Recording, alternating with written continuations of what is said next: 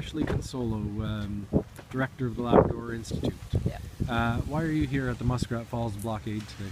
Well, for almost 10 years I've had the privilege of working and researching in Rigolet and with the Rigolet Inuit community governments and the Nunatsiavut government, and I was a health researcher, or still am, and so I've been working on all the impacts of environments on health and well-being from all different perspectives, and certainly over the years the concerns around the damming of the First River in the 60s and what that has done within Rigolet, and now concerns about this. And so not only do I have sort of a deep love for the region, but also as a researcher who believes in the need for evidence-based decision making and for academic citizenry, I really feel it's important that science be considered and that the best evidence that we have available be considered. So I'm here to show my solidarity to Rigolet, to the Indigenous nations of Labrador, but also to stand up for science as well.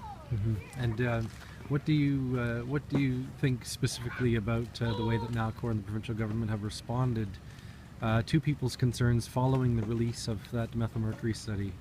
Yeah, I'm a little disappointed at the way that it was responded. I mean, I think that they added a really important perspective, and certainly Harvard has a great reputation in public health and in epidemiology, and they've done a strong study. I think that you know, there may be different perspectives, but we can't ignore science. So I think that it needed to have a stronger dialogue and needed to play more of an evidence-based decision-making for Nalcor in the province.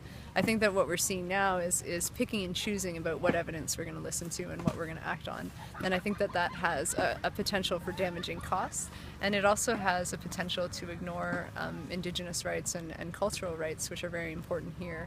So often what we see is that people that are choosing to act on certain types of evidence don't actually live here and aren't in the local area. So we have people from afar that are choosing what evidence to use when they make decisions here, which will affect the people that live here.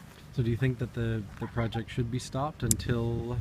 I feel from the science that's out there, from what you know from other places that have been dammed and flooded without the removal of the topsoil and the vegetation, that the potential for methylmercury is very high, and it is likely to significantly increase, which will obviously impact people's health through the food chain. So I feel that the precautionary principle kicks in at this point, is we know from other places, but we also know from this study.